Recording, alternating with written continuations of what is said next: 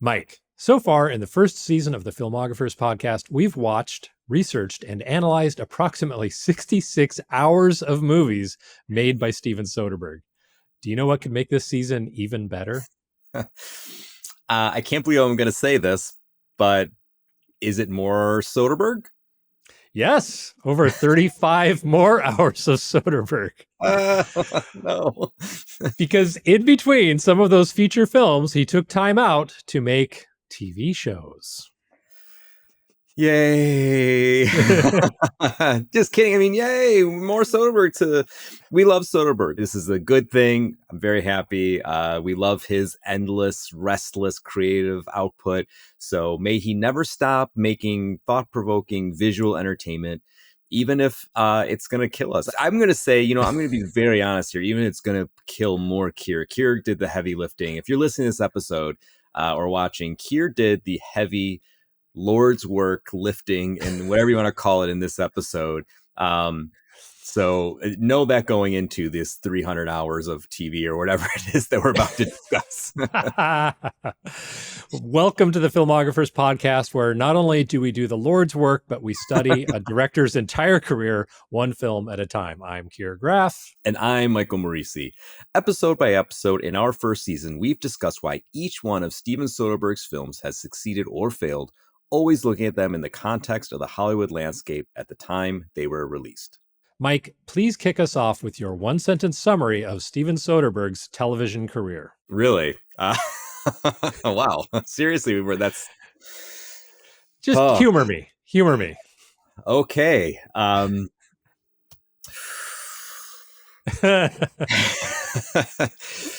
In a career marked by restlessness, curiosity, and invention, pioneering indie filmmaker brings his prodigious talent to television with half a dozen wildly varied efforts, from individual efforts for an anthology series to prestige TV to a show that lets viewers pick their own perspective on an app. See? Knew you could do it. Nailed it. Steven Soderbergh and HBO present a new storytelling experience. A story that you navigate, that lets you go deeper to see the bigger picture. A story with multiple perspectives. And when it's all over, you'll want to look again and again. Mosaic, a new storytelling experience. Download the free app now. This is a show about films and filmmakers. We're called the Filmographers, for crying out loud. But what is a film? Once upon a time, it was easy to distinguish between films and TV shows. You watched movies in theaters on a great big screen and TV shows in your living room on a large piece of furniture with a rabbit ear antenna. Things started changing in the 1980s with the concept of direct-to-video releases, and they're really different now when some pretty big budget movies sometimes go straight to streaming on your TV. Yeah, and for our purposes, we've defined films and movies as feature-length dramas or documentaries, regardless of whether they first screen in a theater or on your TV. And that's given us plenty to cover. Soderbergh has released 35 of these feature-length films so far. We've covered 33 of them. And he has another coming out in a few months. So that's given us plenty to explore. Plenty. However, the guy is a machine. He's also directed a couple of episodes for one TV series and 5 streaming series all by himself. You could argue that those deserve the same in-depth treatment as all of his movies. You can argue that, yes. But frankly, if this season is ever going to end, we're going to have to cover them a little more quickly, which brings us to today's show. Yes, we're only human. We are only human, Keir. And we're not even going to touch his short films, his plays, his Twitter novel, for God's sakes. The movies he produced. Or executive produced. There's those too. And definitely not his cameos crewing for other people's films, like the time he was a second unit director for The Hunger Games. No, nope. No, not even going to mention that. We're going to cut that. We're going to get that in post. We're going to cut it in post. No, honestly, he needs 2 full-time biographers just to keep up with his astonishing creative output. which gives me an idea. Keir, no, Keir. Okay. Today we're going to give you an overview of Soderbergh's most significant TV, small screen, and streaming shows. We'll tell you a little bit about them, where you can find them, and whether we think you should hunt them down. Ready, Mike? I'm ready. Let's do it. Okay, let's do this.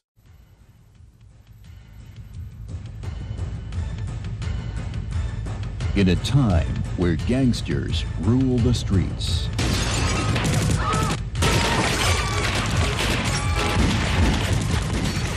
where crime takes on different forms,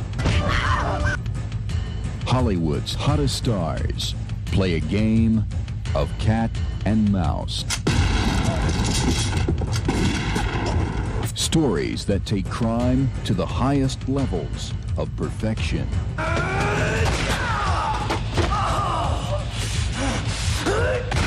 Mystery thrillers that capture the essence of crime.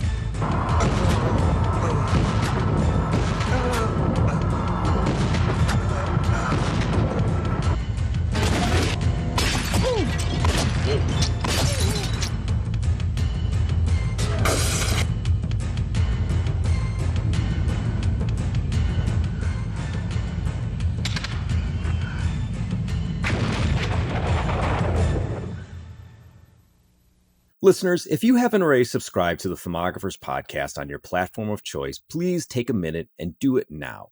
And I highly recommend you follow us on Patreon at patreon.com/the Filmographers podcast. That's patreon.com/the Filmographers podcast.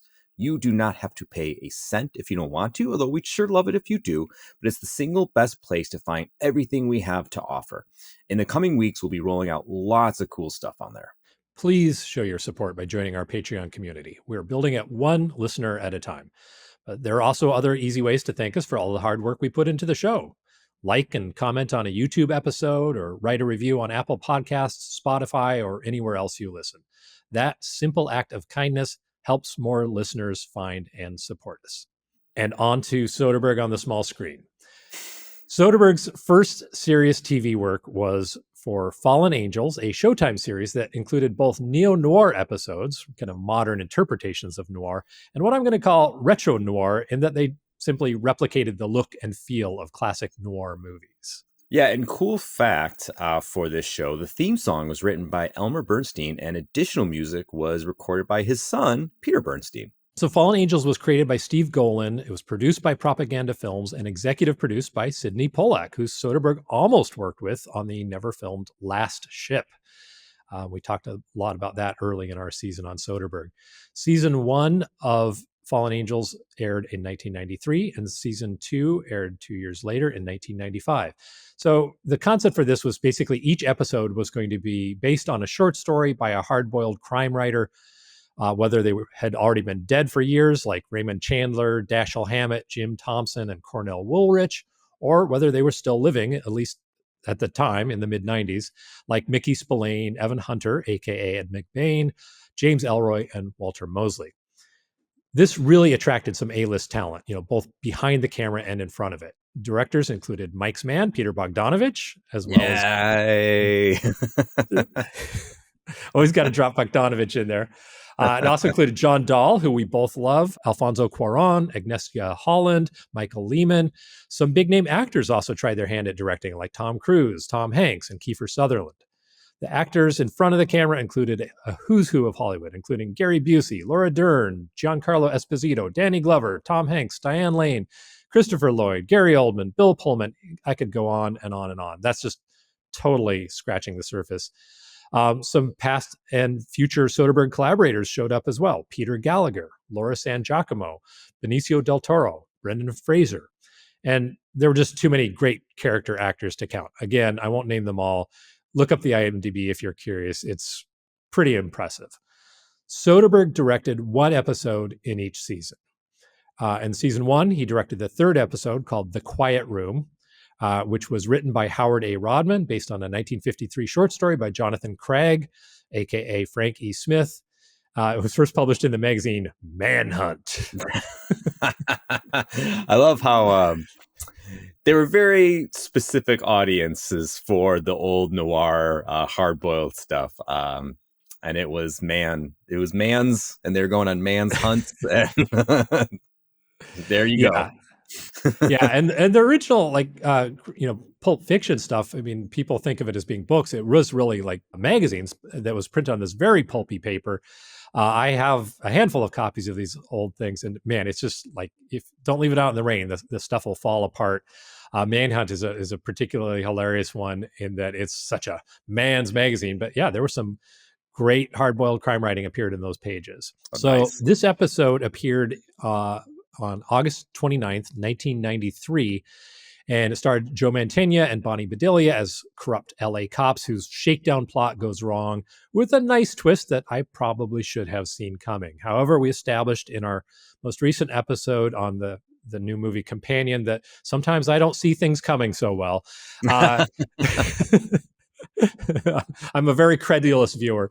There's a minor part for Peter Gallagher, who of course was in Sex, Lies, and Videotapes, Soderbergh's first movie, as a dentist who brings hookers to his office. Season Interesting. Yeah. I mean, I guess you can't bring them home. The dental chairs, adjustable height. There's a spit sink. Oh, okay, I'm getting a little gross there. In season 2, he directed the second episode, Professional Man. It was also written by Howard A. Rodman, and that was based on a 1953 David Goodis short story. David Goodis, a very interesting noir writer for those who know. Also from Manhunt. So Manhunt is a great source material for noir. I hope they had good word rates, Probably did. They actually probably did, I would imagine. I think that if you adjusted for inflation, those guys were getting paid a lot more than you get paid now. Definitely than you get paid now. And there's hardly any market for short fiction. Like there's Ellery Queen's and Alfred Hitchcock mystery magazines. Those are like the two major markets. There's a few other places you can do it, but you don't get paid much. Yeah. And that one aired on October 15th, 1995. That one starred Brendan Fraser, who would go on to work with Soderbergh 25 years later in No Sudden Move. Brendan Fraser in this episode plays Johnny Lamb, elevator operator by day and hitman by night. His boss, Peter Coyote, asks him to kill someone close to him. Mike, have you managed to see either of these episodes?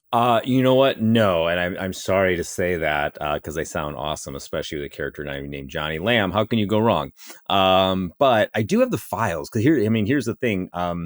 They are, you may be covering this, so tell me to be quiet if that's the case. But they are hard to find. Like I had to download them, and I was just the other day trying to figure out like how I did download them. I think I just found some torrent site, basically. It was most likely on Reddit or something like that, because they don't really exist at all. It's a miracle that I'm just as you're describing, is blown away by this even existing. And this is also pre Pulp Fiction, so like that pulpy noir hadn't really made its comeback yet. It's such a I don't know, such a time capsule of like a time when network TV and would take chances and risks and do weird creative stuff. Like shit, Twin Peaks, is right. Where they're just taking way more chances and experimentation, where they're going to do like a noir anthology show based on the work of like old pulp writers. This day and age seems like absolutely wild to me. It was both behind its time and ahead of its time somehow. My memory of how we acquired those files is that a man wearing dark glasses and a fedora slipped us a pirated zip file in a dark alley. But that's right. I thought that was a different time. We were doing something else. That's right. No, that's what we were doing. So, at any rate, I would say I've watched them both. They are mildly entertaining, but pretty dated. Obviously they're dated in that they're homages to a bygone era, but even in the way they pay homage feels pretty dated. I thought Joe Mantegna was pretty awful in The Quiet Room. Although Bonnie Bedelia was pretty good, and I think she actually got some sort of cable nomination for acting. But overall, it just felt fairly stiff and stagey. The twist ending was the best part, but I'm not sure I can recommend people, meet anyone in a dark alley just to get the file and spend a half hour watching it. The Professional Man, the one with Brendan Fraser as the elevator operator hitman, that also felt stiff and stagey, but was more interesting, in part because the love triangle in it was a gay love triangle, which seemed reasonably daring, even for mid-90s prestige TV. That was, I would say, was a little more fun, a little more lively. But honestly, my bottom line is this is for noir junkies and Soderbergh completists only. And if you are a Soderbergh completist desperate to watch this, contact us, email us at thefilmographerspodcast@gmail.com. We'll hook you up with those files, and you don't have to meet us in a dark alley. No, absolutely unnecessary. But yeah, that's very generous of you, Keir. Yeah, we're happy to send the files along. And you can also find there's a 2-volume VHS of the first season on eBay, or there's region 2 or 4 DVDs of the second season under the title Perfect Crimes, which is this keeps getting stranger. Right. The mystery deepens. Yeah. Isn't it funny how sometimes releases are just so scattershot? Like, we tend to think of things that are released in the DVD age or the streaming age as just being kind of forever available or neatly cataloged. And they are not. They are not. There was also a companion book, which I own, called 6 Noir Tales Told for Television, that came out in 1993, that contains all the original stories and screenplays from season 1. That's kind of a collector's item. Well, speaking of collector's items, there's also a soundtrack album. If you really want to nerd out, you can go and track that down. And if you do, also the filmographerspodcast@gmail.com. Let us know your thoughts, because I really want to hear them. Yeah, absolutely. If you've seen these, if you have any thoughts on this or the rest of the series, get in touch, share them. We'd be curious to know if anyone else has seen these, or if we're screaming into the noirish night. Why don't you talk to McCain? Dasher? Hillary? Call your people at DOD. Can you call your friends at state? We can't afford not to be playing here. We're business people. K Street is not a politicized show. There are fictional characters interacting with real politicians. And that's why we've stacked our deck with people on both sides of the fence. I am a committed, rabid, frothing, dead-on conservative. Mary and I play ourselves as part of this firm on K Street. If anybody thinks that this guy's Mother Teresa, they're crazy. Who hasn't been indicted? Carville and Matlin, they are both so committed to a different point of view. Mike Diva is the quintessential Washington pro, if you will. I think that I can help by bringing people into it who are actually involved in the process today from the White House up on the Hill. George Clooney and Steven Soderbergh are very creative people who are interested in the political process. There is a real inside politic to this. We didn't want to do the show without them. We got a big pitch coming. This is the best idea I've ever had in my life. So far, so good, huh? So far, so good. Yeah, the baptism of fire. You need to quit being so paranoid. What's the angle? Why would I want to write about this? We were talking about $5 billion. We've got to get it across to them that this is pretty important stuff. This is not a TV remote control. You don't control everything. It's a good thing. This is a great idea. And for once we agree on something.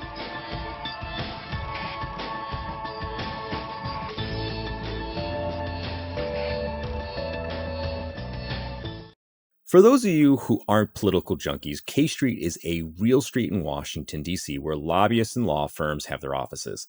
In the very first of Soderbergh's many shows and movies for HBO, he did a single camera, fly on the wall show. Think kind of The Office, but people who don't look directly at the camera and address it. And not funny also, not really. It's about a fictional consulting firm led by 2 real-life political consultants, James Carville, who's always entertaining, mileage varies, but entertaining at the very least, and Mary Madeline, who play themselves with a staff of 3 fictional characters played by Mary McCormack, who recently appeared in Soderbergh's Full Frontal, John Slattery, who would go on to play as Silver Fox Roger Sterling in Mad Men, and Roger, I'm gonna try my best, Guavanir, maybe, Keir Smith? I don't know, just maybe Gwenvere? Roger Smith. Roger Smith. Roger G. Smith. Yes. And Elliot Gould, who is obviously a friend of Soderbergh's, or at least a acquaintance of Soderbergh. He was in Contagion and obviously the Ocean's movies. He appears in several episodes as a shadowy puppet master. Lots of real life politicians, pundits, and Washington insiders made appearances, from Howard Dean, Tom Daschle, Barbara Boxer, to Rick Santorum, Orrin Hatch, and Chuck Grassley, to Paul Begala, and Tucker Carlson. And if you know who all these people are, this show might be for you. Yeah, I mean, a very interesting political time. And he's really kind of tapping into something. But anyway, so it's produced, speaking of politics, people are getting more, this is the Bush year, so people are getting more political. There's all these, it's an interesting political time. So people like Soderbergh and Clooney are getting more political. And so hence they produced the show through Clooney and Soderbergh's Section 8 Productions. It's loosely scripted by Henry Bean, who had written Internal Affairs and The Believer, and would go on to write Basic Instinct 2. There's that. As often the case with Soderbergh, much of it was improvised. It aired September through December in 2003, which means it landed between Solaris, November 2002, and Ocean's 12, which is December 2004. Really high output period for Soderbergh. The reviews of it weren't amazing, I guess you can say, to be gentle. Tom Shales of the Washington Post wrote, "The show comes off like a marvelous party, but one to which many of us are bound to feel profoundly uninvited."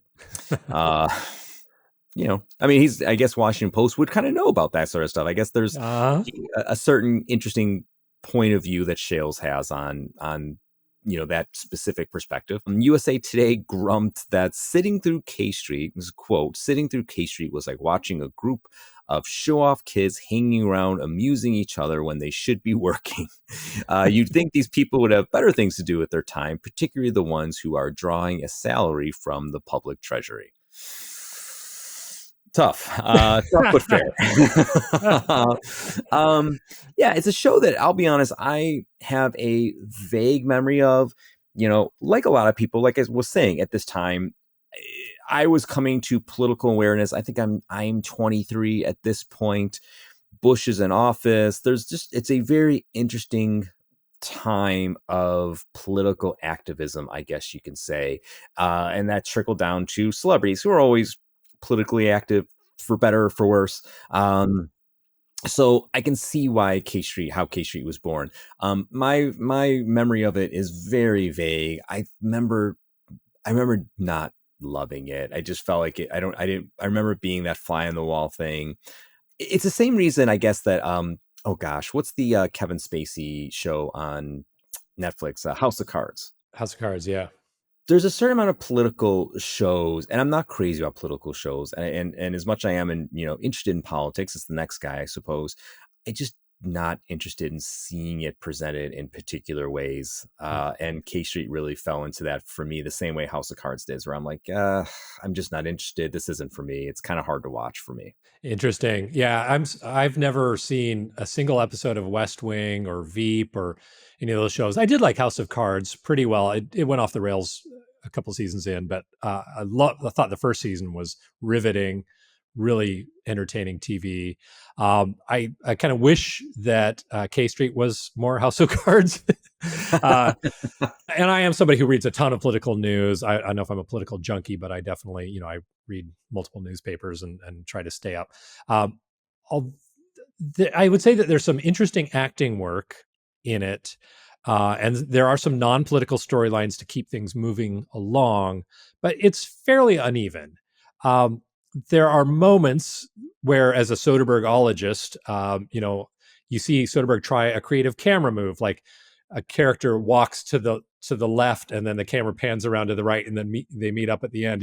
There's a few little moments like that where you think, oh yeah, you see Soderbergh trying something and it's interesting, but on the other hand, it's just a lot of handheld and it's not visually that interesting. It's a little, grainy and underlit. It's not beautiful. So I don't know. There's not a lot that I saw in terms of his development as a filmmaker that was really interesting. As far as the political story, it was interesting, but not fascinating. I think it took me a couple episodes to get in, and by the end, I liked it more than I expected to. I did watch all 10 episodes. They're only a half an hour, but that took a chunk of my week. But I also felt like it kind of lost focus. Like, did it want to be about the murky motivations and political compromise inside the Beltway, or about the toll that working there takes on people's personal lives? As the characters' personal problems got more baroque and more interesting, I kind of felt like Soderbergh was losing interest in the political stuff. And then I kind of did too. So I don't know. Bottom line, it's probably more for political junkies who love the real life, James Carville and Mary Madeline storyline. They're like, oh, he's a liberal and she's a conservative, and get a kick out of seeing them. And people who get it, titter when they see a cameo by Chuck Schumer than, Soderbergh fans, really. Yeah. So what was Chuck Schumer at that point? 75 at this age? He had just retired. that guy. We wish. Any rate, but we're not talking about politics because that means we'll get canceled by the algorithm. Any rate, you can find this show via DVDs on Amazon, or you can watch the whole thing for free on YouTube. It takes about 290 minutes out of your life that you'll never get back. I would say sample it, but it's not a big thumbs up recommendation from me. We, mankind, have progressed so far.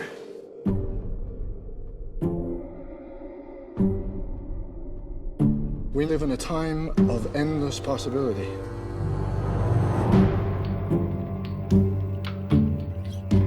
From such humble beginnings through the astonishing modern world in which we now live. More has been learned about the treatment of the human body in the last 5 years than was learned in the previous 500. I will not stop pushing forward into a hopeful future. And with every blow I land, every extra year I give to a patient, and know that at the very least, something has been won.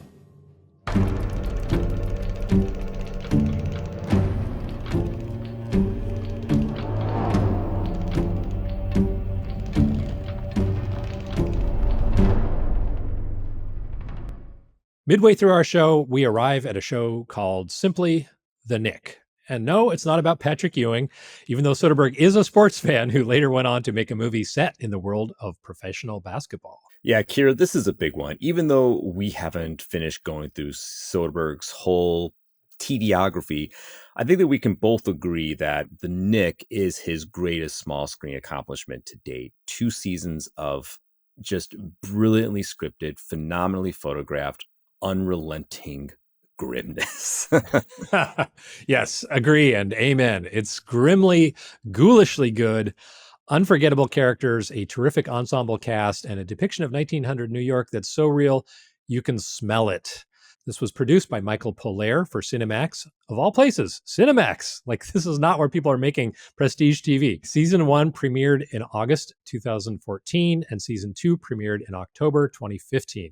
Both seasons consisted of 10 episodes with running times that ran from 42 to 57 minutes. This was not like a predictable 60-minute show. Jack Emil and Michael Begler did almost all of the writing, and Soderbergh shot, directed, and edited all 20 episodes. Remarkable. And a quick note, as you were talking here, I remembered something that Chris Sullivan said. We did an interview with Chris Sullivan, by the way, who stars in The Knick, and he's absolutely terrific in it, and he also stars in Presence, and he's terrific in that as well. But he said the reason, I don't know if you remember this, he's like, why did we go to Cinemax? This was because that's where nobody else was, and that's where Steven being Steven Soderbergh wanted to go, because that's what he does. Where everyone's thinking he's gonna zag. That's right. That's just him, and I think it gave him some modicum of autonomy as well, was baked into that, if I'm not mistaken. That said, though, getting back specifically to The Knick, it wasn't officially canceled, which is a bummer, but it wasn't officially canceled till March 2017 when Cinemax stated their desire to return to Oh boy, high octane action films.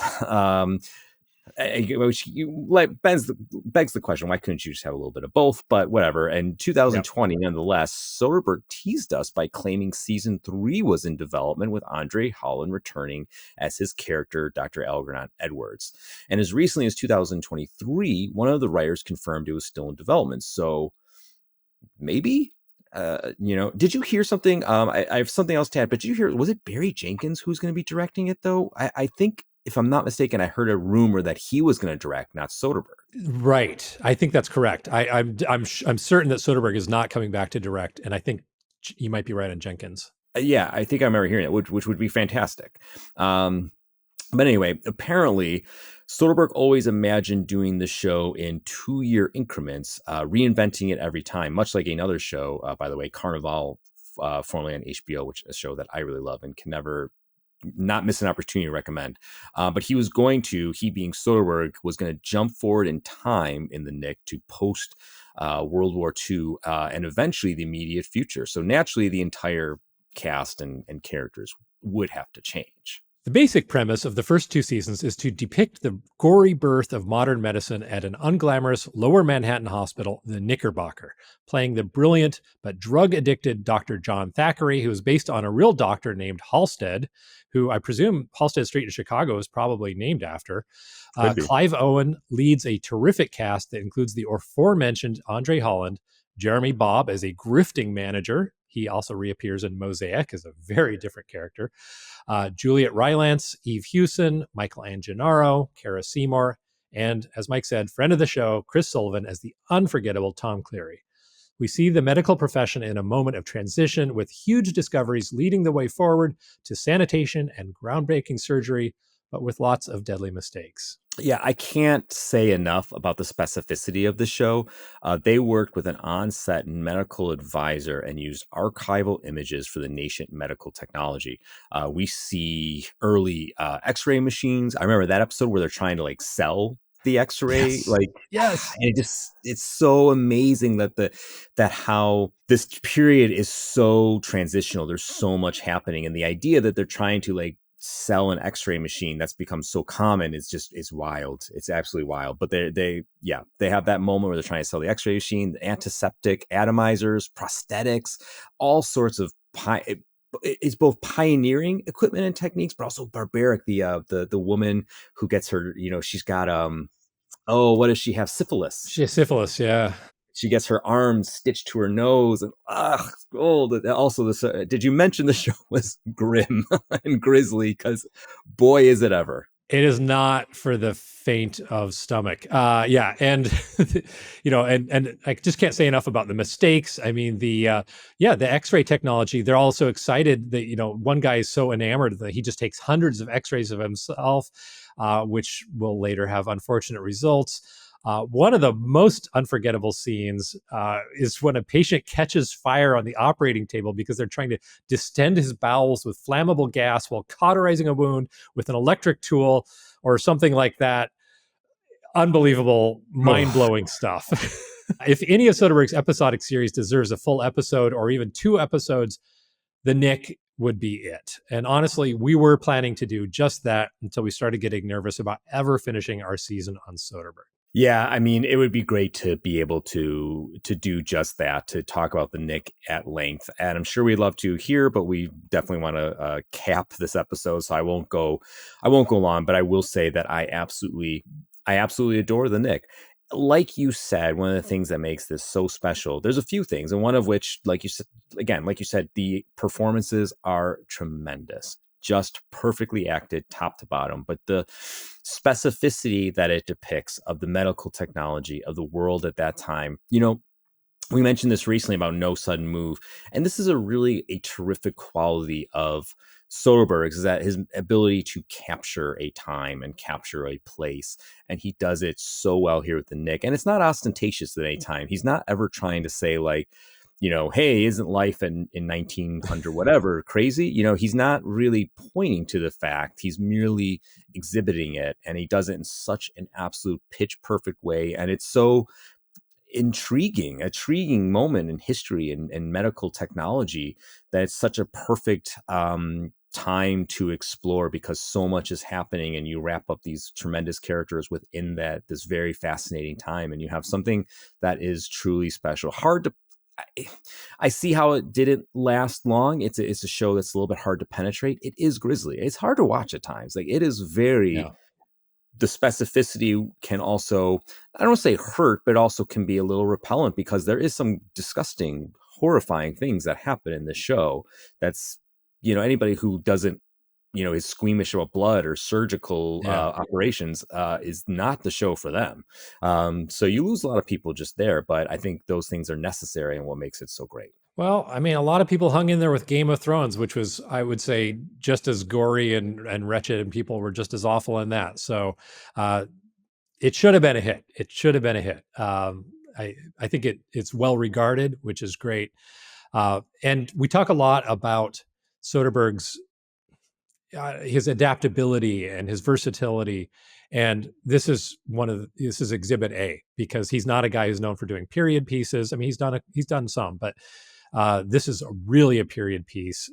And it's, that world just feels, as I said, it's so real, you can smell it. I had a few beefs with the verisimilitude of the language, but they were very minor. It's absolutely terrific. The fact that he could drop in and do 2 seasons of this show and then just get back to whatever else he was doing, the guy's amazing. You Wasn't can still... Oh, go ahead. During his retirement in quotes, I believe.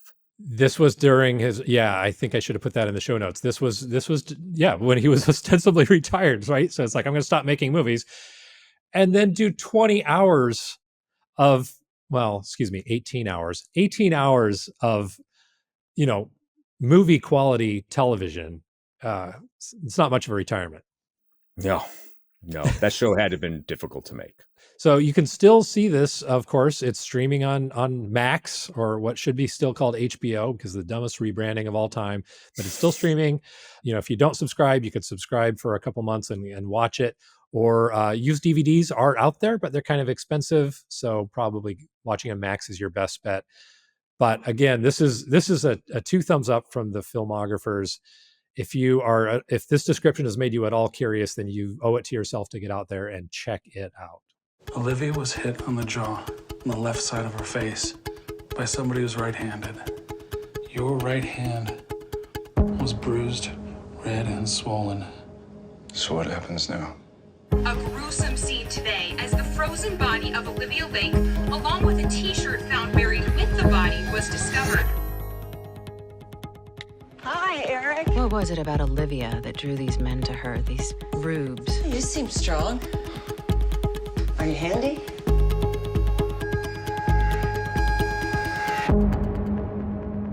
Where were you on the New Year's Eve that Olivia was killed? What I don't understand is why you changed your story twice. The choices you make, the sides you pick, they have consequences. So what's next? I believe my brother is innocent. I want a lawyer. Whatever it is that you think you know, you're wrong. Why was everyone so fast to convict Eric Neal? You were in love with Olivia, weren't you? You need to leave now. Just pull over. Okay, I will. Just pull over, Joel. I was wrong to think that you might not deserve this. Don't you talk to me that way. What did she say to you that's got you acting like this?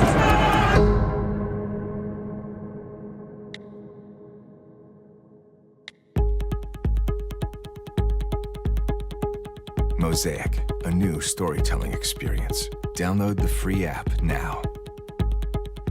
In March 2018, Soderbergh released the movie Unsane, which he shot on an iPhone 7 and was released in theaters. This marks the beginning of a period where Soderbergh was really experimenting with the way that he shoots and distributes movies. And Mosaic, the next TV show we're going to discuss, really fits into that burst of wild experimentation. It was released in 2017 after Logan Lucky, which was August of 2017, and slightly before Unsane, as an iOS and Android app. Then in January 2018 is both a website and a 6-part HBO series. Wild, man, just wild, ahead of his time. So the idea behind the app was that it was an interactive viewing experience. It wasn't a choose your own adventure series quite exactly. It wasn't that, because the audience couldn't change the outcome, but they could choose different perspectives with which to view it, learn different parts of the story, and even investigate various ephemeras as evidence. Now, unfortunately, the app and the website are no longer available. So the only way to experience Mosaic is the more conventional 6-part crime drama. Apparently, it's slightly shorter than all the app material. So if you view it all, you won't get quite the same story, because little bits of it are missing. There's no way of telling what, because it's gone, but some is missing. Apparently, Soderbergh planned a couple more similar storytelling experiments, but hasn't made them yet. Emphasis on yet, because we Emphasis know on yet. some things with him just kind of percolate and percolate and percolate, and then he'll bring them back. So I wouldn't assume he's done with that kind of storytelling. He still has two movies left in his deal with Mark Cuban, so never know. Cuban's just waiting for the moment to exercise the option. Schizopolis 2, baby. Yeah. Oh no, he didn't make that. Wasn't Schizopolis. Bubble 2. Bubble 2. Bubble 2. I would watch it. We both love Bubble. Getting back to Mosaic, longtime Soderbergh collaborator Casey Silver produced it, and Ed Solomon, who wrote No Sudden Move and Full Circle, and Bill and Ted, was the screenwriter. It was shot in Park City, Utah, which they called Summit. Park City, of course, being the home of the Sundance Film Festival, where it all started for Soderbergh when Sex, Lies, and Videotape broke out. The cast includes Sharon Stone as a ridiculously wealthy and famous children's book author and illustrator, Paul Rubens as her gay best friend, Garrett Hedlund as an aspiring author with a drinking problem, Frederick Weller as a con man, Beau Bridges as a shifty sheriff, and Allison Tolman as a public defender. Devin Rattray, who plays neighbor, I hope I said his name right, Rattray, who plays the neighbor in The Window in Rattray. Oh my gosh. I'm sorry, Devin. Yes, let's just say Rattray. Devin Rattray, who plays the neighbor in The Window in Kimmy, more or less plays the lead as a local detective. And I thought he was really great. I'll talk more about that in a second. It's basically a murder mystery with a big time jump in which one man is quickly convicted, but it looks like another man did it, and the crime is reinvestigated as new evidence comes to light. Suitably, there are murky big business interests somehow involved and a very noir ending. It received a mixed critical response, with a fair number of people preferring the miniseries version to the app. Mike, have you seen any of Mosaic? No, I haven't. The end. Fair enough. No, I feel bad to admit this. I feel like I'm going to put on my Sean Fennessy hat here, of The Ringer, the Big Picture podcast, a podcast that both of us really enjoy. He is also, I want to say also, I don't know if any of us are necessarily anti-television. He actually might be anti-television, but I don't watch a ton of TV just in general. Like, I very seldom watch. I watch a absolute ton of movies. I don't watch much TV, and I never have. So I missed a lot of these. And as we've tried to do this episode, I've tried to prepare myself, and I have watched some, particularly Full Circle, which we get to. But no, a lot of this TV is blind spots, because TV is a blind spot in general. Fair enough. Yeah. If I had to pick TV or movies, certainly I would choose only movies, but I probably watch a little more TV than you do. This one I didn't see first time around, so I went back in as part of my research for this episode. And so first of all, like, Sharon Stone, I thought was terrific as this messy cougar of a character.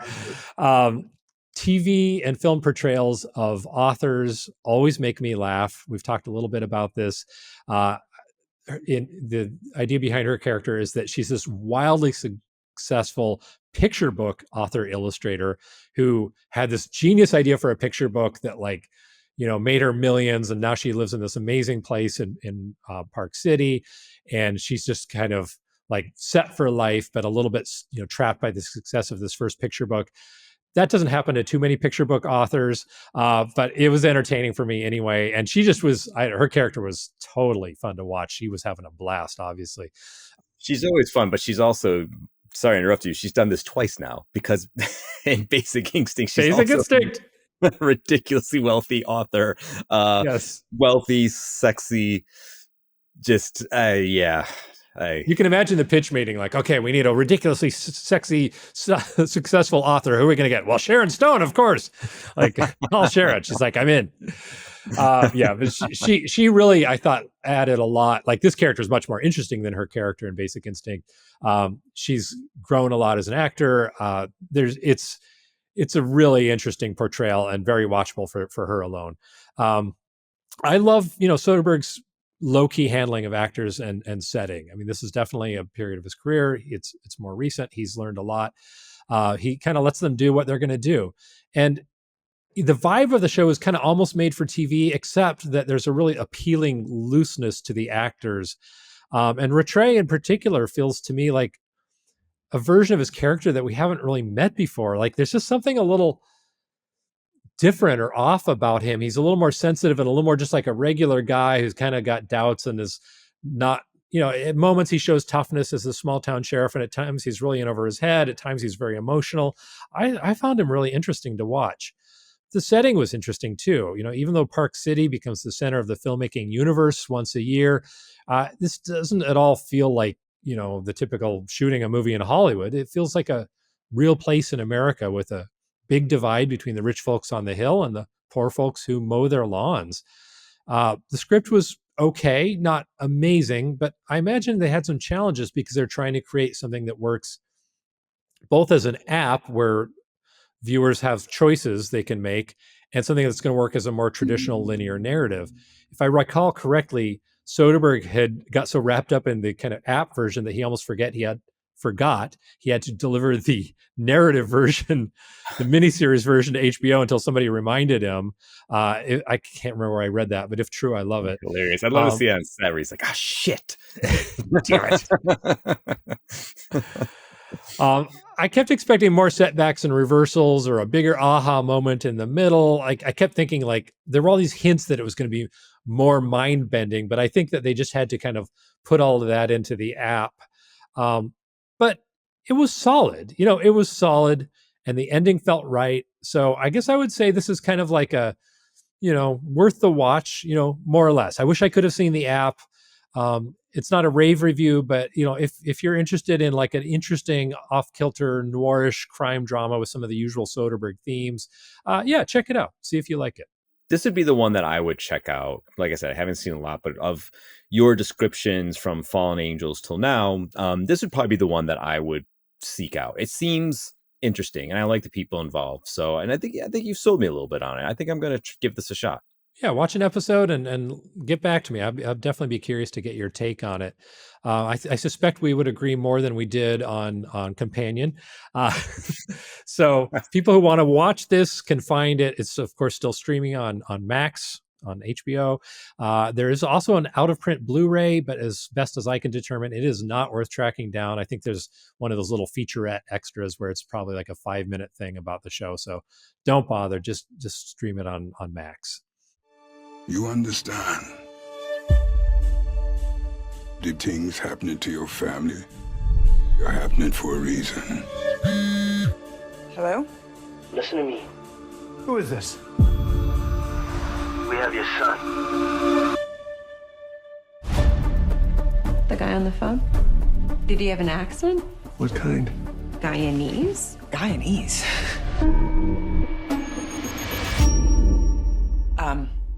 Does that mean something to you? You do exactly what I've instructed you to do, and the balance will be restored. What you think up is next? They're gonna kill that boy. But we're gonna save him. Life is a series of little loyalty tests. You have to make a choice. Who to follow and who to trust. It makes no sense that we would be targeted. You okay? There's something else going on? They're all hiding shit. Whatever this costs is worth it. What is it with your family and secrets? You're fishing.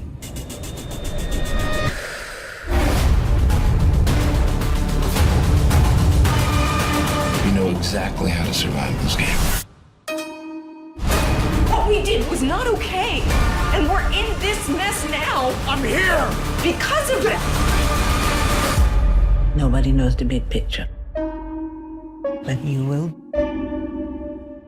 I promise.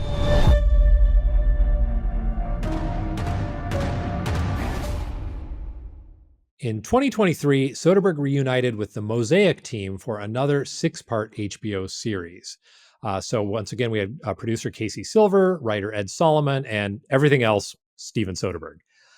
This was released on July 13th, 2023, after Magic Mike's Last Dance, which came out earlier that year in February, and before the 2-year dry spell that ended with last month's Presence. Now, even though this did not have a theatrical run, it actually did premiere at a film festival, the Tribeca Film Festival in June 2023. I know that's a lot of dates. Soderbergh lives, I believe, in Tribeca, so I think he's developed a little bit of a relationship with them. He could probably just walk over. It makes sense. The cast for this includes Zazie Beetz, also seen in High Flying Bird, Claire Danes, Timothy Oliphant, CCH Pounder, Dennis Quaid, and Jim Gaffigan. Soderbergh loves him a comic, and Gaffigan's interesting in this. I'll talk about that. But it also included a lot of less familiar faces: Shayi Cole, Gerald W. Jones, Gerald Jerome, and Faldoot Sharma.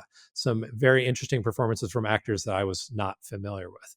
So apparently the story was inspired by Kurosawa's classic film High and Low, which is a police procedural that was itself an adaptation of Evan Hunter's 1959 novel King's Ransom.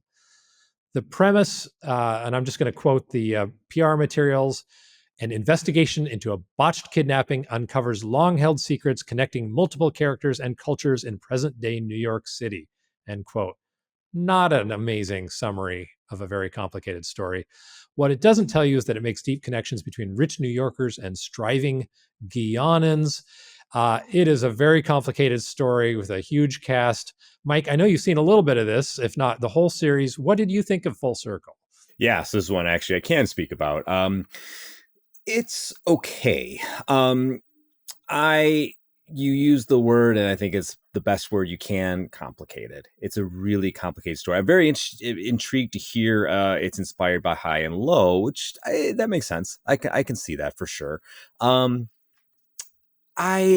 enjoyed parts of it. I guess the struggle is that it feels like an awful lot of everything and you peel back the layers. I mean, yeah, you peel back the layers of everything that's presenting, and what you have is, I don't know, pretty not pedestrian. I don't want to say that, but just in a way ordinary. It doesn't really twist the way you think it's going to twist, and it's going to be like some big aha. That doesn't really. It's a lot of the juice necessarily isn't worth the squeeze, I guess you can say, and really what they're trying to build. And then when you get there, you're like, oh, okay. The pilot alone kind of turned me off a little bit, because the pilot is so this Byzantine story that it starts building, where every scene is a new character, like you're just going from this person to that person, and sometimes they'll come back. I was even getting confused, be like, is that the person that was at the wake? Is that guy? I had trouble keeping just tracking them throughout. So they put maybe too much into it, I think you can argue, and I think it kind of weighted down the story, where if you trimmed it and just had it be this procedural, and maybe make the deeper connections, like you said, you could still have that, but I think they went the longest route possible to getting there, and it made it a little bit of a challenge to watch. I do love the cast. The direction is really cool. I really did like how it looks and how it feels, but I also just felt like it was like a little bit too much ultimately to make it totally satisfying. Yeah, I do think it falls prey a bit to Soderbergh's penchant for overcomplicating things sometimes. And we've talked in some of our other episodes about how he does really take care and try to think carefully about the release of information to the viewer. I mean, he's obviously a meticulous filmmaker, and he cares about that. And yet I do think that there are times when he just doesn't do enough to keep it simple and understandable.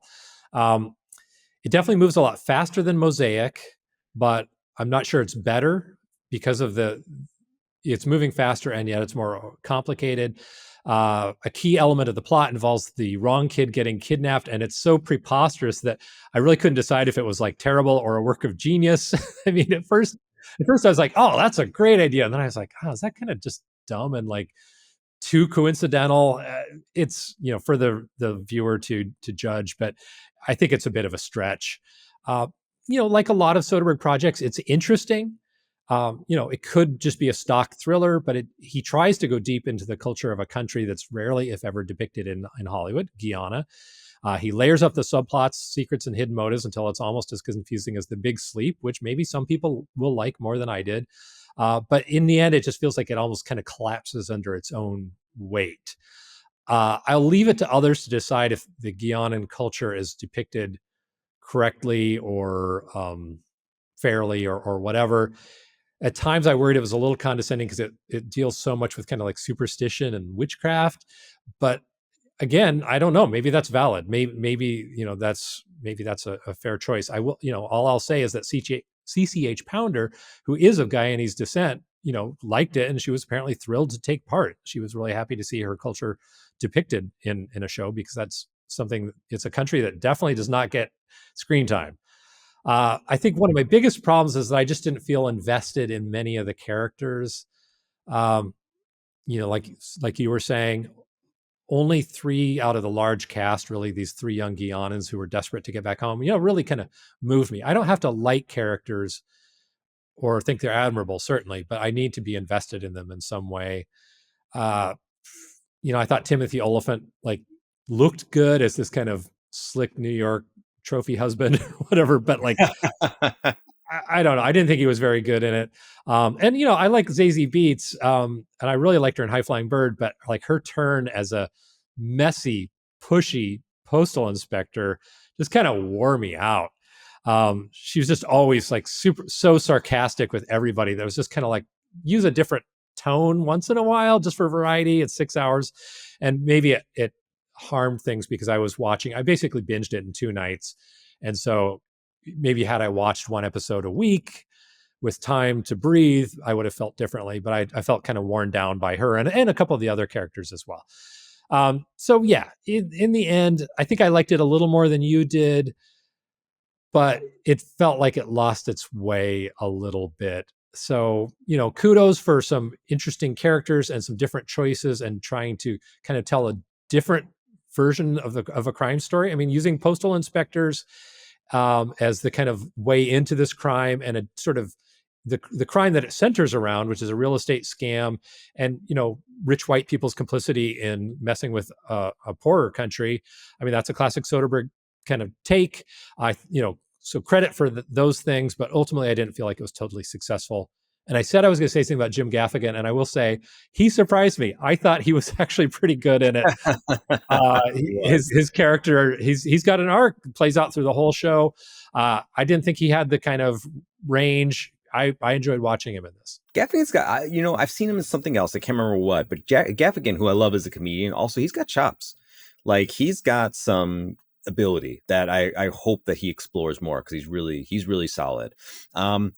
I will say this before we close. I'll say 2 things. One, and I wonder you think about this, you might have anything to add, which is fine, but I do like that this exists in a time, I think we were both kind of, mid on it. But I also like that it exists at a time, and this time still kind of exists of crappy serialized thrillers, that were being churned out, most likely starred Nicole Kidman, and or presented by Reese Witherspoon, where it's these I don't know what to call it. It's just housewife paperback fiction, that's basically trying to, and there's a lot of, and I'm sorry, I'm not trying to be I think people know what I mean. There's a lot of that distilled from Gone Girl all the way down to the worst version of Gone Girl. And that happened in literature as well. There's Gillian Flynn, who's like the gold standard of excellent writing, excellent storytelling. Then you got like Paula Hawkins. Then you get it's like every time you copy a copy, it gets a little worse, you know? Yeah, it's like the AIization of it, right? Like it's just feeding off what came before, and eventually it's just like a blurry photocopy. Right, exactly. And you had a lot of TV show adaptations that, like I said, were probably starring Nicole Kidman at the time. And Full Circle, I think you can look at that and viewers could have been like, ooh, that's like this, you know, that's like these, you know, thing I watched on Hulu or whatever. And it's very much not that. And I kind of like that it's almost like they try to like saddle up to like, you know, like get a little close to that and be like, hey, you like those 6-episode TV thriller mysteries, check out Full Circle. And then Full Circle is very much not that. It's bolder, different. So that it's kind of cool that Soderbergh was like, you like this? Well, here, I'm going to sell you this. It's nothing like it, but watch it anyway. That's a great point. I mean, I will say that, like, even though I don't think it's he fully connects, he takes a swing. And so again, kudos for that. Yeah, exactly. And it's kind of like I said, like kind of like a counter programming almost in a way, which is pretty neat. The second thing I'll add is a actually quote from our guy Timothy Oliphant, who I love, Justified. You know, he shows up in anything, and I'm pretty happy to see him, good or bad. he's a hangout actor, right? Like he's just like one of those guys you kind of like, oh, Timothy Oliphant. You know, like I like his presence. I didn't think he added a lot to this particular show.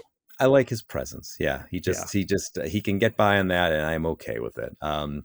But he talked to the Hollywood Reporter about what it was like to work with Soderbergh. And he said, this is a quote, "It was really special. I've been doing this for a long time, and I've never seen anything like him. I don't take this lightly. He really just does it in a way that I've never seen anyone do it.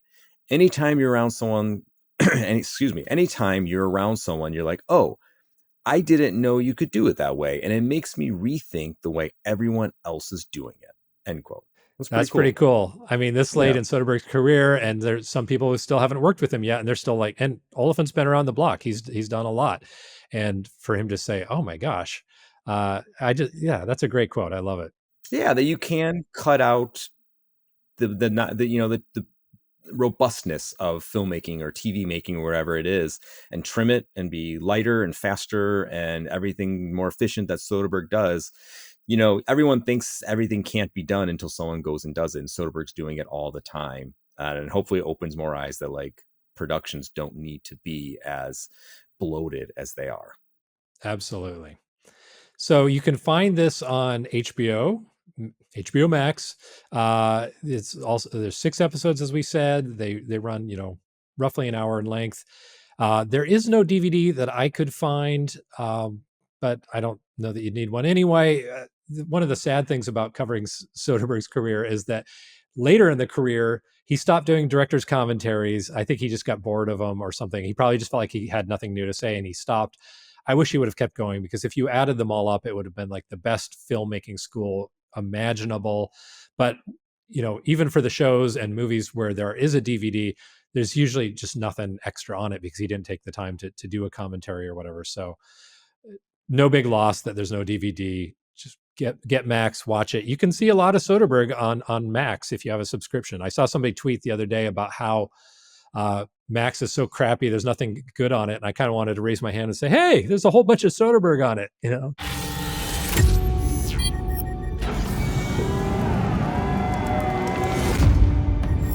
This is historic, literally. We'll be dipping into the past to make some critical fixes there that will in turn make the future, our present, right now, more livable, fair, and decent for everyone. Whoa.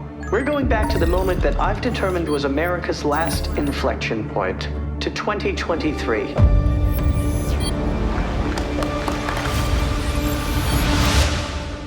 You put a wormhole in a washing machine? It's a cosmic string generator, disguised as a high-end dryer. Here's the funny part. Traversing our wormhole requires ingesting a synthetic substance related to psychedelics and playing the theme song from the movie Mahogany. Sounds crazy, right? But it works. Okay, I have so many more questions now.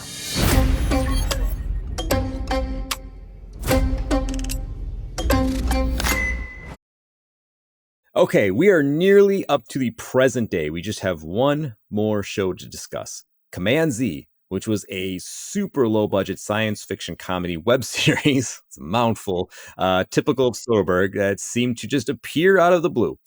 He financed it himself after he was inspired by Kurt Anderson's book, Evil Geniuses, The Unmaking of America, A Recent History. It was co-created by Anderson and Larry Doyle, a former Simpsons writer, which is really cool. It was written by Anderson, Doyle, and Roy Wood Jr., and a handful of others. Now, it was shot in August 2002 after Magic Mike's Last Dance and before Full Circle, which we just discussed, but not announced. It was then called The Pendulum Project, which I actually kind of like better as a title, to be honest. But anyway, it was not announced until January of 2023. There was a secret screening of it held on June 16th, 2023 at the Metrograph in New York City, which I think is the premiere. I don't think we were able to find any information that it was ever screened before that. So that's when it made its official debut, was in June. Then in July of 2023, July 17th specifically, is when it made its official release, which is the same date the characters have to travel back in time in the show. So this is only 4 days after Full Circle started on HBO. If that wasn't enough, it also happened to be, and people might know this because it's such an indelible week, such an indelible time, landmark time. It's Barbenheimer week at the time. Which is probably why nobody has heard of Full Circle or Command Z. Yeah, shit, man. If Barbenheimer can bury Mission Impossible and Tom Cruise, Command Z is going to have a rough go. I'm sorry, guys. I mean, and to release one project during that time would be bad enough, but to release two, I mean, that's just, I don't know, bad timing or bad luck or something. Bad time. It's like the drummer of Def Leppard seeing Nirvana for the first time and saying, well, we're done.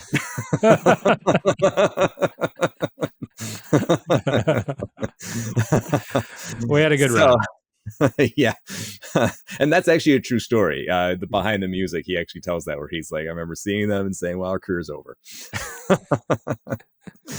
So Soderbergh's career obviously is not over, but in the history of bad timings, that's one of them. 8 episodes. Yeah, Command Z, though, getting back to Command Z, which is fun. 8 episodes in total that adds up to just 100 minutes. So basically it's a regular movie you can eat like a snack, little broken up in little parts. It stars Michael Cera, as dead tech bro Kerning Fealty. Roy Wood Jr., Chloe Ratcliffe, and JJ Malley are star as his employees. There's appearances from Liev Schreiber, Kevin Pollak, and Mike Birbiglia, which is super fun. The basic premise of the show is that in a chaotic universe and unstable future where climate change has wrecked the planet, the AI version of a dead tech bro, Michael Cera, assigns his employee to travel back into the past and use mind control to nudge bad people to do better. It's about how small changes can have a big impact when they all add up. So it's a pretty hopeful show. So that's nice. Yes. Surprisingly hopeful. We didn't do a ton of reviews on this show, but it was generally well reviewed. And I did want to share a quote from one particularly rave review that I kind of liked. Shannon Connellan at Mashable wrote, over its short, succinctly scripted, and superbly acted episodes, Command Z makes the case for the power of changing one person's mind for the greater good of the planet, that we're not completely doomed if we can convince just a few power players to stop ruining the world. One conversation, Soderbergh's series surmises, say that 5 times fast, Soderbergh's series surmises, can change the course of the future. Essentially, if you're looking for top-tier political, social, and economic commentary on how fucked up the world is, this is the bunch. I'm not sure I completely agree with her assessment of how successful it was, but Mike, what about you? Yeah, I mean, this is a fun, enjoyable series. Michael Cera is generally pretty, in the right role and the right dosage. Michael Cera is pretty great. And he's pretty great here. And I like that, this is coming, all these shows And in my mind, I associate this a lot with COVID. For some reason, when I think about Command Z, I always think that it was made and released during COVID because it feels like such a COVID show. Totally. Yeah, and maybe it's because it lends itself almost to this idea of COVID, where we are all in a way examining the world and how we can do better and how we can prepare for potential um, hard times and compromises and new ways of living. And I think we got all very localized during COVID. How can I make, and not in a selfish way and not in a greedy way, but how can I make my life better and the community around me better? Because during COVID, the world shrunk dramatically. In some ways it did, in some ways it didn't. I still remember seeing the sadness in Italy and other parts of the world where COVID was really hitting very hard. But also, I think, for the most part, shrunk our world. And I think there is something to be said. It's what is it? I believe it's Thoreau or Wadsworth. I think it's Thoreau who has the quote that says, "Create better people and the rest follows." And that's a quote that's always stuck with me. And I think it's such a, we look at problems that are so big and so vast, and I think we're looking at them right now, to be frank, in a lot of ways. And we forget that, yes, the problems are big and vast, and sometimes there's only so much that we can fix, and then we can only right the ship so much, but we can make those little changes. And I think a show based on that premise is a pretty nice show to have, and we often don't have that. We get superheroes saving the world, generally from the fucking messes they created. But like, we don't get just like, can we just make small differences, and does it matter? And yes, it does. I liked it. I liked that it was the digestible size. I like that it's just something that I feel like Soderbergh casually made. But there doesn't feel like there's anything casual about it. It feels there's some real heart in it, and I enjoyed it. It definitely does feel like a COVID show, in part because it feels like something you could produce inside a small COVID bubble. Most of the show takes place in, like what looks like a basement with three actors, kind of like watching a screen. Although there are these little, when they kind of travel through time and enter other people's heads, or in one case, a dog's head, to try to convince people to change their mind. Then it goes into other, but very small sets, like an office or out on the street or something like that. Yeah, it's just a very the production is very modest in scope, although the ideas are very big. I wanted to like it more than I did. I love the premise for sure. I love, as always, love the swing. And Connellan's review made me think I would just love it. It somehow just didn't quite connect with me because it just felt a little slight, or maybe I'm just so in such a dark and cynical place that it just felt kind of too much like wishful thinking, or wishing and a hoping. And maybe that's just because I can't see past this week's news, which we definitely won't talk about this week's news. But I liked it, didn't love it, I guess. And I agree with you that I'm glad it exists. I think I wish more people would be thinking about making an entertaining show about the idea of people trying to be good than, as you say, superheroes. I'm so over superhero movies, and I think most of us are.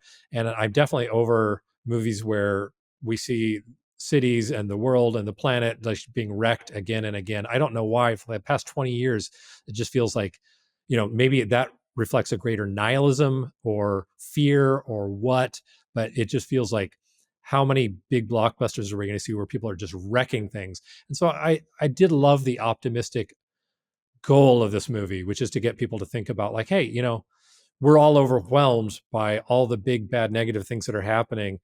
And if you allow yourself to be overwhelmed, you will become paralyzed. So maybe the solution is try to change one person's mind.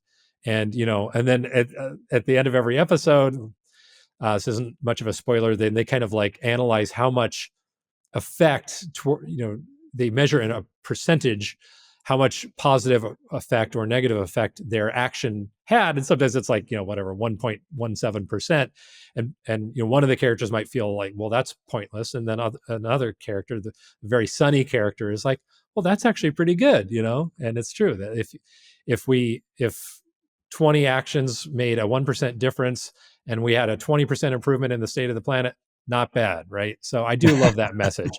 Just as a drama, it didn't connect with me as much, but I'm glad he made it. Yeah.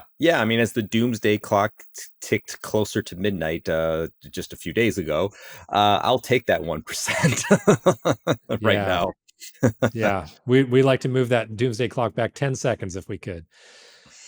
So it's originally this was made available for purchase on Soderbergh's website, extension 765, and proceeds of the series were donated to Children's Aid and the Boston University Center for Anti-Racist Research. But now you can just watch it for free. Of course, you can still make donations to those organizations if you would like, but you can just go to his website. You can go to the URL commandzseries.com. commandzseries.com, and you can just watch the whole thing for free. And I think I added it up and it was actually like 96 minutes. So like you said, just under 100 minutes. And you can watch it in bites, or you can just sit there and binge the whole thing.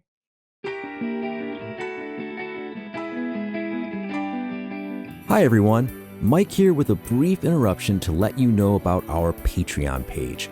On it, you'll find our audio episodes, our videos, as well as exclusives that you won't find anywhere else, like the episode where Keir and I taste tested Soderbergh's Singani 63 liquor. Speaking of exclusives, we currently have a poll running on our Patreon asking listeners which movie you'd like Keir and I to record a commentary track for. You can find that poll at patreon.com/The Filmographers Podcast. And best of all, our Patreon is free to join. So visit patreon.com/The Filmographers Podcast. And that's it for this episode of the Filmographers Podcast. If you've ever thought about leaving us a rating or review, please do it right now. The season may be almost over, but we're already planning season 2, and your help is crucial to us finding new listeners. Don't be selfish. Don't keep the filmographers to yourself. There's plenty of filmographers to go around. Let us know what you think of the show, wherever you are. Some of our recent episodes have been getting some interesting comments on YouTube. We read them all. We respond to them all. We love getting them. So please feel free to comment, weigh in. Let us know what you thought of any of these series, or if there's something we missed. Soderbergh being Soderbergh, I'm sure there's something we missed. These are definitely all the major TV and small screen things that we could find. And if you have any feedback or suggestions of any sort, you can always reach us at thefilmographerspodcast@gmail.com. And thanks as always. I'm going to add a thanks here. I'm going to say thanks to Keir, who did a ton of heavy lifting on this show. And I mean that sincerely. Like we always go, what I like to think above and beyond. Like we do our homework for this show, for every episode. We have done our homework into film history, Soderbergh history, digging out as much as we can, and to apply that same principle to multiple TV shows at multiple episodes. It's a lot of work. So Keir, thank you for doing so much heavy lifting. I know it wasn't easy, but it was. I think you crafted a really interesting and great episode. So thank you, buddy. I appreciate it. Well, thank you, Mike. I appreciate it. And thank you to now everyone else is after Keir. Thank you to Kevin Lau, our producer, who we love, who just, speaking of, puts in so much hard work. Just the best. We love you, Kevin. We love everyone who helps with this show. We are in your debt, and we are so grateful to be surrounded by talented, dedicated, committed people like Gompson, who composed and played our theme music, and Cosmo Graff, who designed our logo, and just a fantastic logo that every time I see it, I love it. And in fact, man, I love it so much. Here we go. Rumor has it Cosmo is working on some merch for our Patreon. So another reason to check out our Patreon. Yes, and for those who are listening and have no idea what I was just referring to, I'm wearing a Filmographers Podcast t-shirt, hence the reference to the merch. Sometimes I forget we're still an audio podcast.